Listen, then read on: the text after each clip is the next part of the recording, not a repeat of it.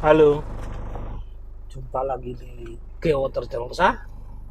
Kali ini edisi mobil, ngobrolin mobil. Ini edisi mobil juga ada yang mobil yang edisi saya sendiri. Kadang-kadang bawa tamu, kadang-kadang bawa teman atau siapapun, guys. Tapi sekarang saya ada materi, ada skrip yang saya coba sharekan di channel Geowater Terlosa atau GWCI. Jadi prinsipnya awalnya mobil ini saya pengen mangsakan waktu on the way kantor gitu, waktu on the way kantor kadang dari on the way kantor kan pagi tuh fresh gitu ya, daripada bengong dengerin musik doang atau mungkin dengerin apa atau mungkin bengong ngalamun halu dan semacam-macam. Saya coba pasang kamera, saya beli kamera dan saya bikin headset, saya setting, saya bikin konten gitu dan saya bikin skrip. Nah, coba saya bagikan skrip ini beberapa episode ke depan gitu, selain nanti ada selang-seling ada guest juga jadi konten gitu.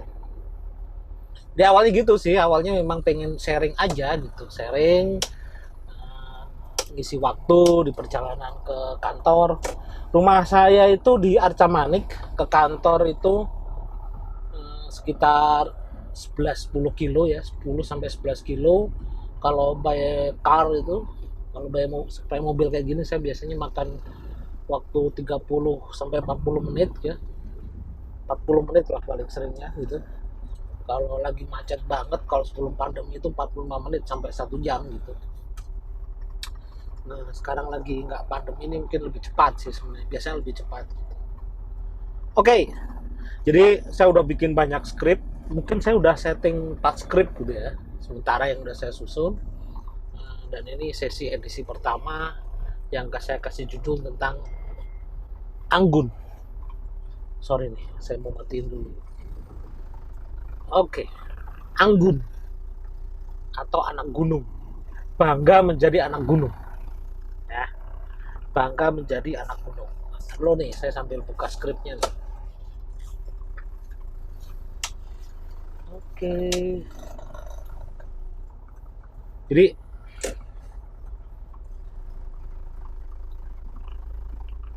anak gunung itu kenapa saya bangga gitu ya, karena memang sebenarnya sempat minder juga gitu, nggak ujuk-ujuk bangga gitu.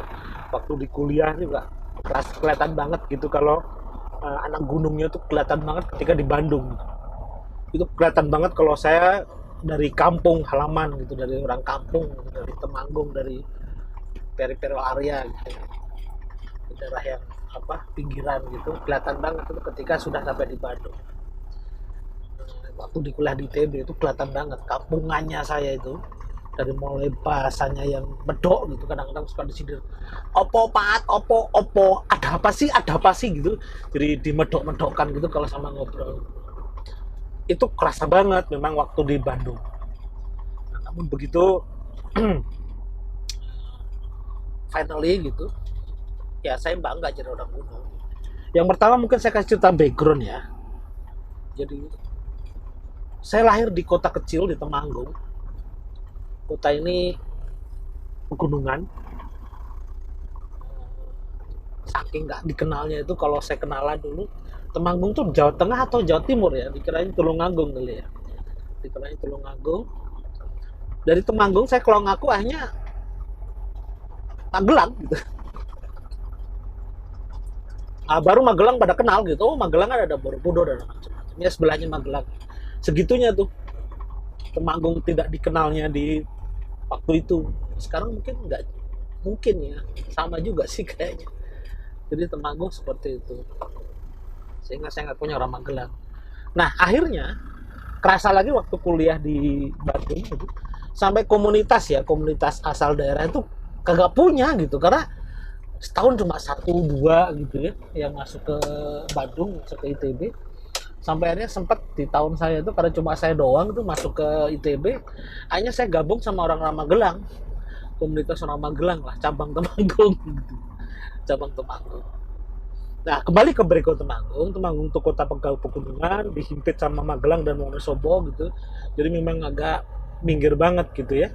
Jadi walaupun secara geografi saya nggak sengaja itu untuk hitungan, saya orang eh, geologi gitu cukup ngerti geografis walaupun nggak kenceng kuat-kuat amat gitu ya.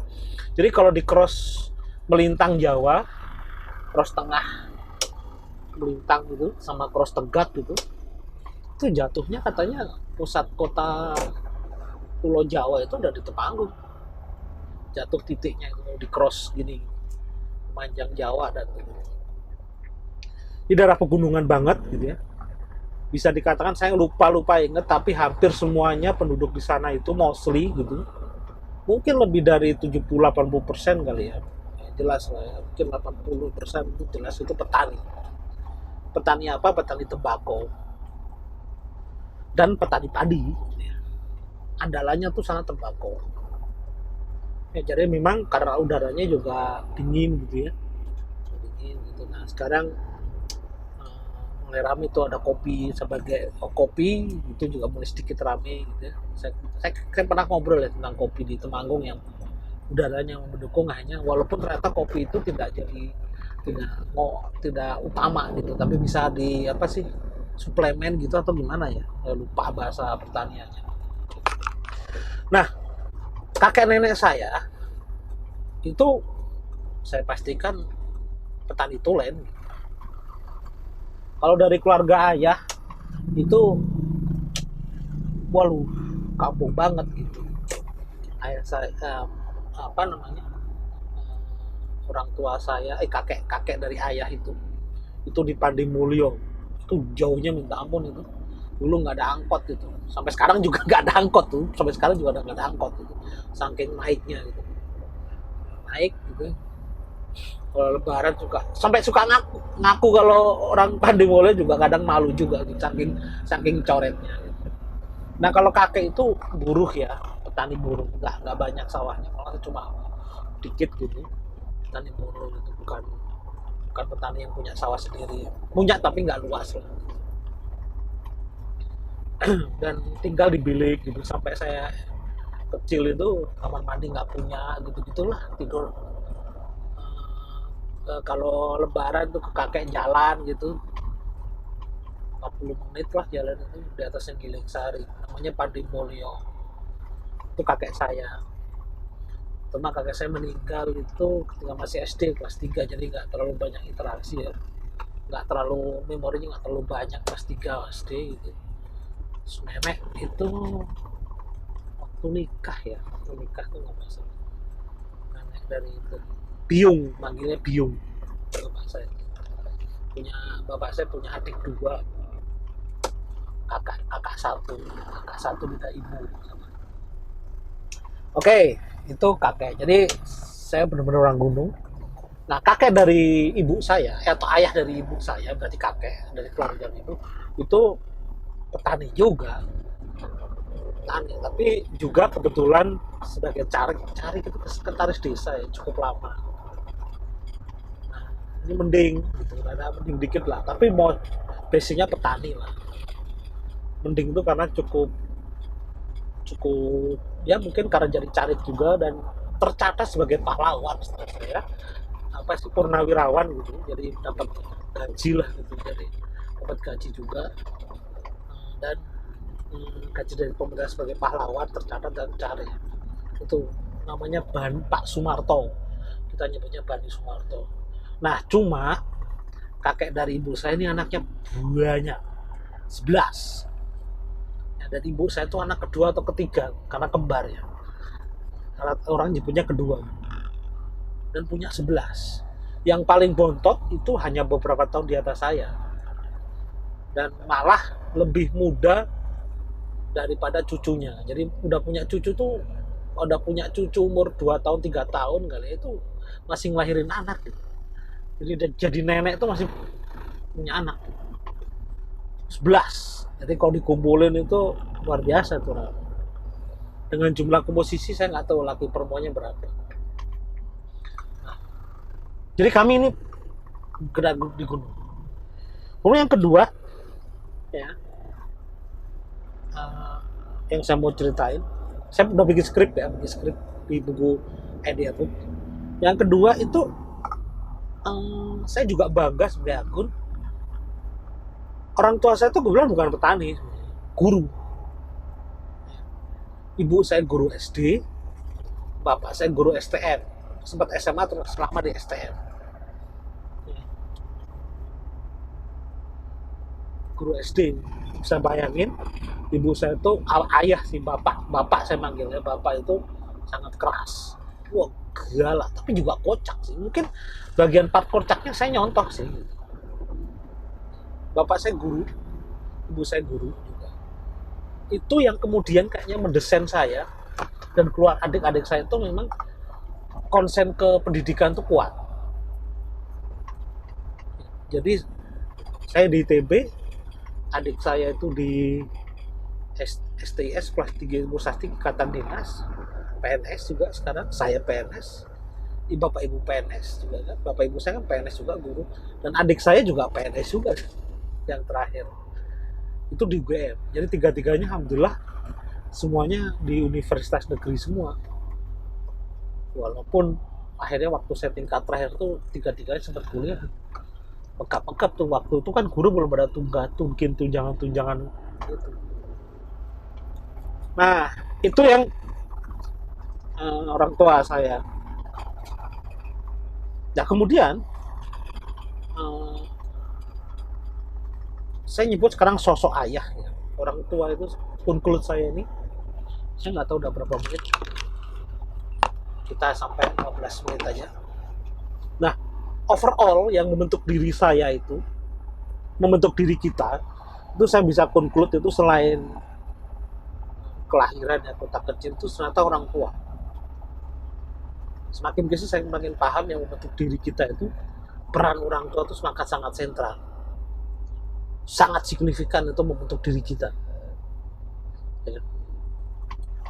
Compare kalau misalkan lingkungan gitu ya, tapi saya meyakini keluarga itu, orang tua itu benar-benar mempengaruhi filosofi hidup, mempengaruhi contoh hidup dan sebagainya. Itulah mengapa saya pernah bikin status gitu. Ketika saya ditanya kenapa kamu sekolah, ya saya sekolah tuh buat keluarga, buat anak-anak, biar tahu kalau oh bapaknya sekolah, oh bapaknya pernah kuliah di Jepang. Itu aja, simple aja. Nah, karena saya merasa orang tua itu sangat mempengaruhi hidup. Kayak misalkan simple aja, orang tua saya PNS ya saya PNS, ASN. Orang tua saya guru ya saya dosen. Punya hobi dosen gitu ya, punya hobi walaupun saya bukan officially bukan dosen gitu ya. Part-time kan dosen. Suka ngajar, suka berbagi, gitu. Suka ngomong gitu kan, guru juga suka ngomong juga gitu. Nah, orang tua saya, kebetulan yang ayah, ini yang kedua masuk ke ayah. Jadi yang mempengaruhi seorang orang tua tuh mendesain saya dan adik-adik saya. Yang kedua tuh sosok ayah. Ini mungkin PR buat kita ya, jadi seorang ayah, saya sendiri ayah, itu ternyata benar-benar mempengaruhi karakter gitu. Ya. Orang tua saya tuh kerasnya minta ampun, terutama bab sholat sih, sembahyang 5 waktu tuh ampun deh. Wah, kita kalau urusan main bola itu, waktu kecil main bola belum sholat dulu asar, oh itu disamperin, dimarahin tuh, dicubit di tengah jalan dan malunya minta ampun. Nah itu, sekarang tuh saya sama anak saya cukup keras untuk bab sholat aja sih gitu. Yang kedua, ayah saya ini pendobrak dari kalangan petani. Jadi karena ayah saya itu adalah guru yang keluar dari patronnya. Ketika semuanya itu dulu sawah, petani, dia tuh nggak mau jadi petani. Ini ayah saya nih. Ada sedeng juga ini. Astagfirullahaladzim, itu ada apa sih?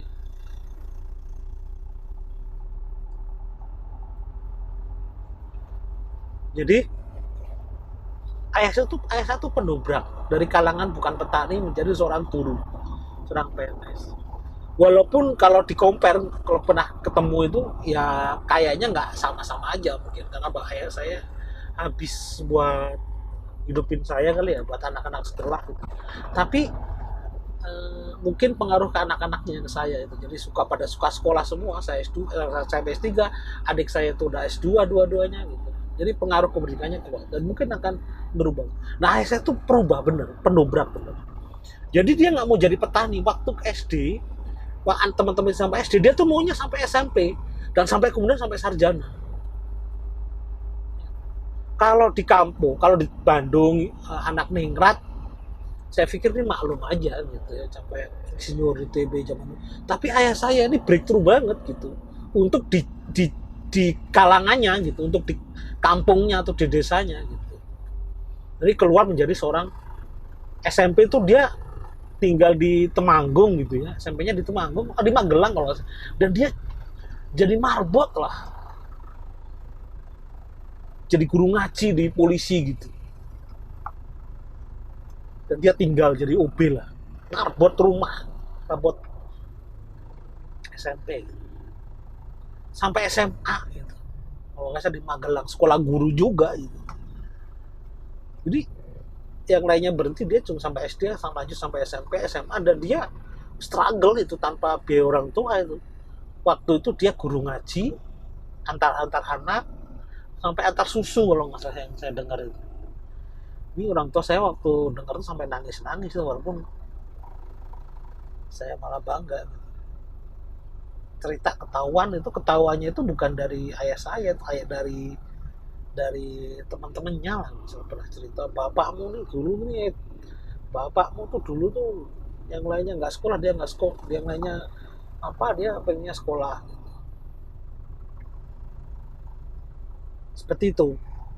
Sampai kuliah di SMA itu katanya, waktu SMA pun begitu, dia numpang dulu, ya ngajar sampai sarjana, yang jelas sampai dia ngambil sarjana. Ambil kanan saya, doktorandus itu berarti tingkat sarjana, sebagai sarjana guru ya. Itu dia juga apa namanya, sorry saya kanan ya, juga sambil ngajar gitu. sambil jadi guru sambil jadi penjaga sekolah. Terus yang terakhir tuh yang saya ingat itu, dia ikut waktu SMA, kalau nggak salah waktu SMA itu dia ikut kerja di polisi gitulah, di polsek kali ya, orang kapolsek gitu, dia jadi marbot situ. Terus adik bapak saya, berarti Pak Alik saya ikut. Akhirnya Pak Alik saya ini jadi polisi gitu, saking begitunya. Nah ayah saya karena posturnya nggak tinggi banget gitu kayak saya, ada gendut dikit gitu, jadi nggak milih jadi polisi, dan memang kayaknya nggak suka sih, dia milih lebih jadi guru gitu. Dan ketika punya anak, ketika sarjana itu anaknya udah 2 tuh, saya dan adik saya kalau nggak salah, Jakarta dia jadi sarjana, jadi ambil kerja. Oke, itu mungkin sedikit, jadi sedikit cerita saya. Kita sudah punya waktu 18 menit, jadi kira-kira itu. Saya bangga jadi anak gunung. Yang kedua, bahwa orang tua itu sangat mempengaruhi semuanya. Kita berharap sebagai orang tua kita bisa menjadi hikmahnya, kita menjadi contoh buat anak-anak kita, buat generasi kita selanjutnya. Oke, demikian sharing edisi Bangga Jadi Anggun, atau nggak tahu nanti judulnya apakah orang tua, peran orang tua. Semoga sharing ini bermanfaat. Bye bye. Oh, ini informasi nih, ini saya masih on the way di kantor nih ya. Kita bikin edisi berikutnya.